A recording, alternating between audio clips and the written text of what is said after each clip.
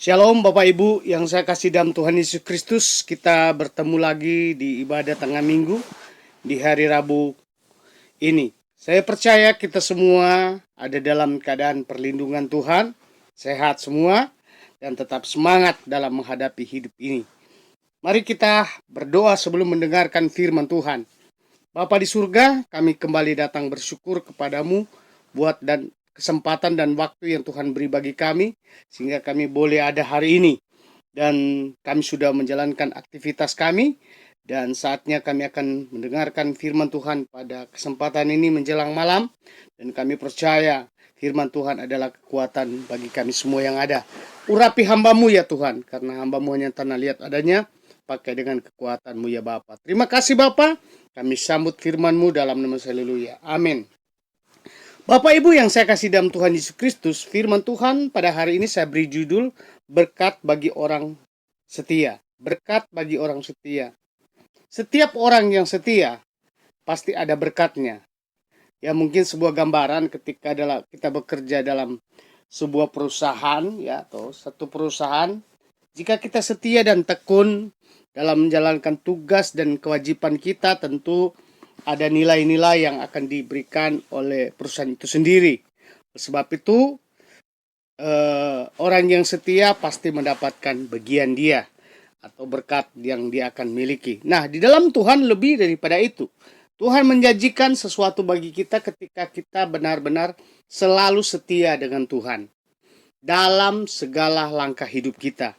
Karena kalau hanya menyebut saya Kristen tapi tidak setia, itu percuma. Lebih baik kita menjadi orang yang benar-benar dekat dengan Tuhan dan kita meraih apa yang menjadi janji atau bagian kita di dalam Tuhan. Ada janji Tuhan, ada bagian kita. Kalau kita mau setia, dalam kesetiaan ini kita akan banyak meraih sesuatu di apa yang Tuhan janjikan bagi kita. Saya baca di dalam kitab Kolose pasal 2 ayat 6 dikatakan begini. Kamu telah menerima Kristus Yesus, Tuhan kita. Karena itu hendaklah hidupmu tetap di dalam Dia. Kata tetap ini berarti tinggal. Artinya tidak bergeser, tidak kemana-mana. Nah, firman Tuhan ini mengatakan kita sudah menerima Kristus ya. Dan dikatakan karena itu ada kata perintah di sini. Karena itu hendaklah hidupmu tetap di dalam Dia. Rasul Paulus menjelaskan kepada jemaat yang ada di Kolose, karena kita sudah menerima Kristus, kita harus tetap tinggal. Jangan kemana-mana.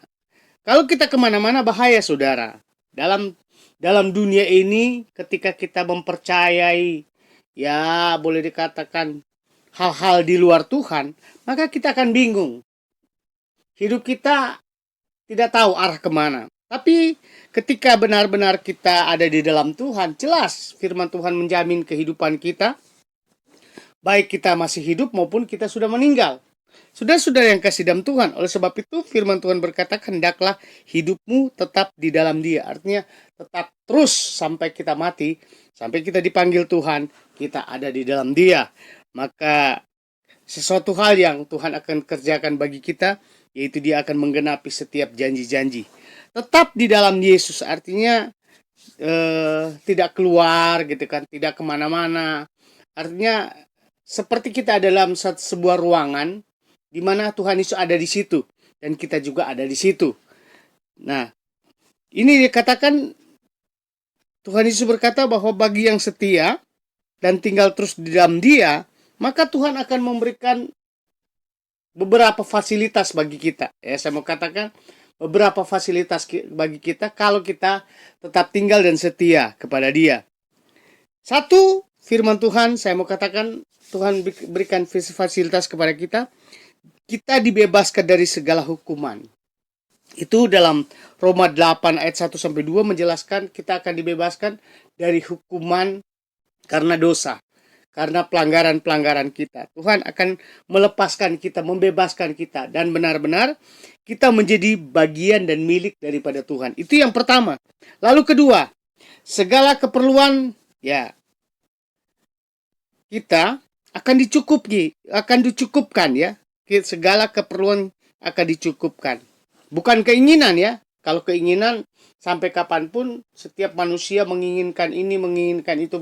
Tapi Allah mencukupkan kebutuhan, keperluan kita ya. Mencukupkan keperluan kita, bukan keinginan kita. Dan Alkitab menjelaskan juga, dia akan menjawab setiap apa yang menjadi harapan doa kita kepada dia. Itu dalam Yohanes 15 ayat 7 dan 8. Dan kita tahu bersama dalam Matius 7 ayat 7 sampai ayat yang ke-11, dikatakan kita harus datang berdoa meminta segala keperluan kita, segala kebutuhan kita kepada Tuhan. Maka ada jaminan bahwa dia akan mencukupkan ya, dia akan menjawab, dia akan memberikan apa yang menjadi harapan dan doa kita. Tadi yang pertama, dibebaskan dari segala hukuman dosa. Lalu yang kedua, Tuhan mencukupkan segala keperluan kita. Lalu selanjutnya, saudara-saudara yang kasih dalam Tuhan, yang ketiga, diberi kekuatan untuk menanggung segala perkara. Saudara, kita kenal dengan ayat Filipi pasal 4 ayat 13, segala perkara dapat kutanggung di dalam Dia. Nah, itu ayat menjelaskan, artinya segala beban-beban persoalan kita, segala masalah kita, segala harapan kita, segala permohonan kita, ketika kita taruh di kaki Tuhan, ketika kita bawa di kaki Tuhan, maka kita akan melihat bahwa pembelaan Tuhan dan jaminan Tuhan bagi kita itu akan terjadi, karena itu janji Tuhan bagi kita. Jangan lupa, kita akan menerima janji Tuhan, akan menerima segala apa yang dijanjikan Tuhan bagi kita semua. Oleh sebab itu jangan bergeser, tetap tinggal serta percaya, yakin bahwa apa yang difirmankan oleh Tuhan kepada kita, apa yang Dia janjikan kepada kita itu akan tergenapi. Dengan iman kita harus sampaikan ya. Kita punya iman, kita punya keyakinan yang kokoh kepada Tuhan. Maka kita akan melihat bahwa apa yang Tuhan katakan lewat firman Tuhan itu akan terjadi dalam kehidupan kita. Yang ketiga tadi dikatakan diberi kekuatan untuk menanggung segala perkara. Saudara, mungkin hari-hari ini juga saudara sedang menghadapi masalah. Baik dalam pribadi, dalam rumah tangga, dalam pekerjaan, maupun dalam usaha saudara. Yakinlah bahwa ketika kita sampaikan kepada Tuhan, kita berdoa, kita mohon belas kasihan Tuhan, menjawab, memberikan jalan keluar dari semua persoalan kita, itu akan terjadi ketika kita berharap kepada Tuhan. Karena sekali lagi, firman Tuhan berkata, Allah tidak pernah mengingkari janjinya. Allah tidak pernah berdusta dengan janjinya. Oleh sebab itu, naikkan iman. Jangan iman kita patah, ya. Jangan dipatahkan oleh pikiran-pikiran manusia, oleh pengaruh-pengaruh dunia. Apalagi di mana kuasa kegelapan sedang bekerja hari-hari ini, bukan memperbaiki keadaan, tapi menghancurkan keadaan kita, meruntuhkan keadaan kita. Itu pekerjaan iblis, itu pekerjaan kuasa kegelapan. Oleh sebab itu, jangan kita putus asa, tetap tinggal serta di dalam Tuhan, karena dikatakan diberi kekuatan untuk menanggung segala perkara. Tuhan akan berikan kekuatan, semangat baru kepada kita. Kalau hari ini kau sedang gelisah karena ada sesuatu yang mungkin belum terjawab, atau ada masalah yang begitu rumit bagi engkau, minta kepada Tuhan. Percaya, yakin bahwa Tuhan ada serta dengan kita. Tuhan ada serta denganmu kemanapun engkau pergi dan berada. Dan Tuhan berkata bahwa aku akan memberikan kemenangan-kemenangan kepada setiap orang yang berharap dan bersandar kepada Tuhan. Tuhan akan memberikan kekuatan kepada kita menghadapi pencobaan-pencobaan yang kita alami. Itu di dalam 1 Korintus pasal 10 ayat 13. Pencobaan-pencobaan yang kamu alami, ya, Tuhan akan berikan kekuatan menghadapi. Tidak melebihi atau melampaui kekuatan kita ketika pencobaan itu datang. Asalkan kita sekali lagi tetap tinggal serta bersama dengan Tuhan. Jangan kemana-mana. Tetap kita arahkan pandangan hidup kita kepada Tuhan. Jangan jauh-jauh, karena kalau kita jauh dari Tuhan, bukan jawaban yang benar kita akan dapat, tapi malah kita akan makin terpuruk dalam menghadapi hidup ini. Tuhan akan memberikan kepada kita kekuatan untuk menghadapi pencobaan-pencobaan yang ada. Tuhan juga akan memberikan kesabaran kepada kita, ya, untuk menanggung segala masalah. Akhirnya Tuhan memberikan kesabaran, kekuatan kepada kita. Banyak hari-hari ini orang nggak sabar menghadapi masalah.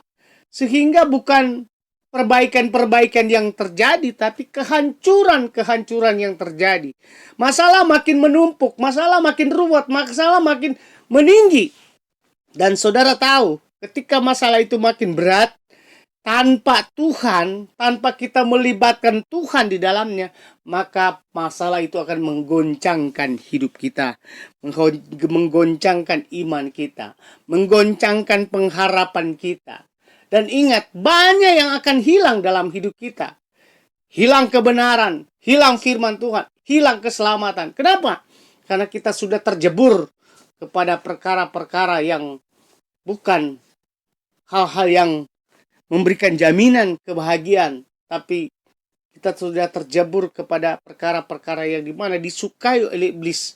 Kita ada di sana. Ingat, iblis sangat suka setiap orang yang beriman itu luntur, jatuh, hancur, remuk, dan sebagainya. Saudara, ingat, ada Tuhan bersama kita. Ada Tuhan bersama dengan segala hidup kita, rumah tangga kita. Jangan kecewa. Tetap bersandar kepada Tuhan. Pegang tangan Tuhan. Berseru kepada Tuhan. Ketika Daud dalam lembah kekelaman, ketika Daud menghadapi masalah-masalah berat, dia tidak lari kepada siapa-siapa. Dia lari kepada Tuhan. Dan dia dekat dengan Tuhan. Maka kita boleh melihat begitu banyak jawaban-jawaban yang diterima oleh Daud. Saudara, kita ini sama. Percaya kepada Tuhan yang sama, Allah yang sama. Tuhan Yesus yang sumber segala berkat bagi kita, sumber segala jawaban. Dia juga mampu mengubah keadaan kita dari situasi yang berat, situasi yang mungkin sakit, situasi yang begitu banyak beban berat ya. Saudara, percayalah bahwa Yesus ada di sana. Dia akan memberikan kekuatan dan kemampuan kepada kita. Dia akan memberikan kesabaran menanggung segala sesuatu. Itu dalam 1 Korintus pasal 13 ayat 7. Kesabaran yang Tuhan berikan kepada kita adalah kesabaran yang murni, tidak palsu, tapi benar-benar kesabaran yang menguatkan kita. Tetap setia, karena melalui kesetiaan kita akan mengalami pertolongan dari kuasa Roh Kudus. Karena kata setia ini salah satu daripada buah roh yang kita terima dari Tuhan.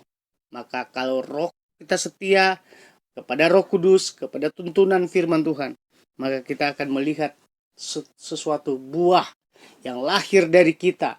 Dan juga kita membagikan buah kebenaran itu kepada dunia. Dan orang lain juga akan tertolong. Orang lain akan mengalami Tuhan secara pribadi. Saudara, berdoalah bagi keluarga saudara. Berdoa buat suami, istri, anak-anak. Berdoa buat mereka semua. Supaya juga mereka menerima kekuatan dari Tuhan. Berkat bagi orang setia dari Tuhan itu tetap ada. Kalau kita percaya dan tetap tinggal di dalam Dia. Puji Tuhan, itulah firman Tuhan yang saya dapat bawakan. Kiranya Tuhan Yesus memberkati kita semua. Mari kita berdoa. Bapa di surga, kami bersyukur kepadamu ya Tuhan, atas kebaikan dan kemurahan Tuhan bagi kami semua. Kami sudah mendengarkan firman Tuhan. Kami mau belajar tetap tinggal di dalam Engkau, setia kepada Tuhan. Karena di dalam Engkau kami boleh mengalami kekuatan, jawaban, berkat-berkat mujizat. Itu akan terjadi dalam setiap langkah kehidupan kami. Tuhan, tolong jangan biarkan kami. Tetap pegang tangan kami. Tetap rangkul kami Tuhan dengan kuat kuasa-Mu dan kebenaran-Mu ya Tuhan. Supaya kami menjadi orang-orang yang taat dan melakukan apa yang menjadi perintah-perintah Tuhan. Terima kasih Bapa dalam surga. Berdoa buat program pelayanan kami di GPKD Eklesia. Tuhan tolong sertai semua boleh berjalan dengan baik, sukses, dan nama Tuhan dipermuliakan. Kami berdoa buat bangsa dan negara, pemerintah Indonesia. Kami serahkan ke dalam tangan kuat kuasa-Mu. Situasi keadaan yang sedang terjadi hari-hari ini kami bawa kepadamu ya Tuhan. Biar bangsa ini Tuhan penuh dengan kemuliaan. Dan banyak jiwa akan dimenangkan untuk hormat kemuliaan daripada Tuhan sendiri. Terima kasih Bapa di surga. Yang beban berat, yang punya masalah-masalah hidup. Dalam nama Yesus engkau akan terima jawaban daripada Tuhan. Yang sakit Tuhan sembuhkan dengan kuasa darah-Mu ya Bapa. supaya mereka boleh pulih dan mereka boleh kembali melayani Tuhan, setia kepada Tuhan. Kami berdoa buat seluruh sidang jemaatmu, dimanapun mereka berada, segala aktivitas mereka, biar itu semua ada berkat yang Tuhan sediakan bagi mereka. Terima kasih Bapa dalam surga. Segala puji hormat syukur kami kembalikan kepadamu.